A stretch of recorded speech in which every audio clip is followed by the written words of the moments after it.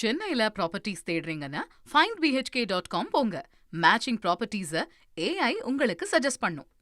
சென்னையில் அண்ணா நினைவிடத்தில் மரியாதை செலுத்திய பின் அதிமுக முன்னாள் அமைச்சர் ஜெயக்குமார் செய்தியாளர்களை சந்தித்தார். அந்த காட்சிகளை பார்க்கலாம்.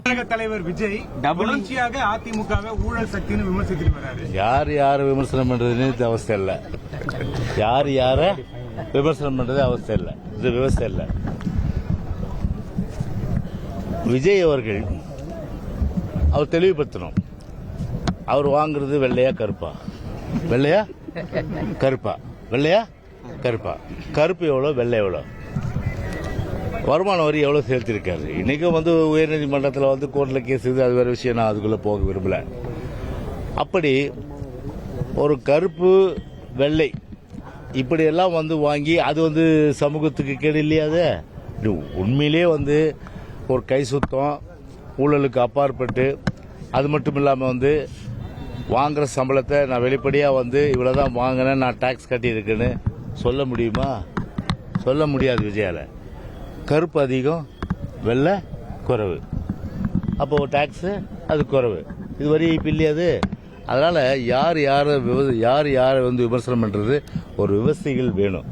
சரி, பக்கத்தில் இருக்கிற ஆதவர்ஜனா யார்?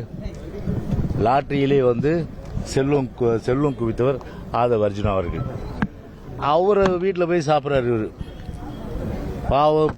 பாவப்பட்ட எவ்வளோ பேருடைய ரத்தத்தை சுரண்டி கொளுத்தவருடைய வீட்டில் போய் இவர் போய் சாப்பிட்றாரு. இவர் சரி, அப்படியே எடுத்துக்கினா கூட சரி. இன்னைக்கு இந்த கட்சி யாருடைய பணத்தில் நடக்குது? லாட்டரி பணத்தில் தான் நடக்குது. இன்னைக்கு கட்சியை லாட்டரி பணத்தில் இன்னைக்கு நடக்குது. நாட்டில் இன்னைக்கு பார்த்தீங்கன்னா 41 உயிர்கள் தானே.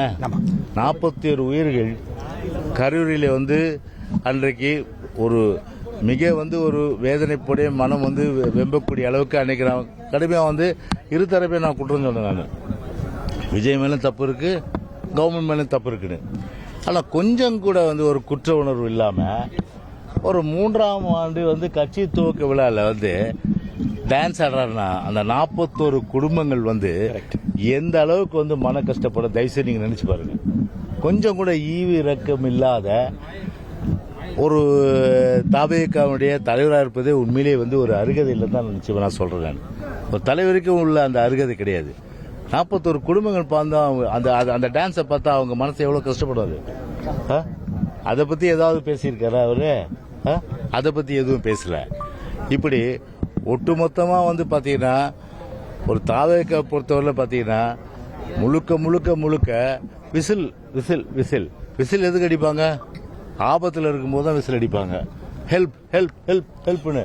டைட்டானிக் படம் பாத்தீங்களா? டைட்டானிக் படம் லாஸ்ட்ல என்ன கிளைமேக்ஸ்? விசில் அடிக்காது.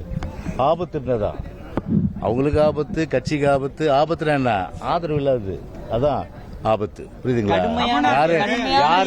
யாரையும் காப்பாத்துறது விசில் கிடையாது. அவங்க ஆபத்துல இருந்து எங்களை காப்பாத்துறதுதான் விசில்.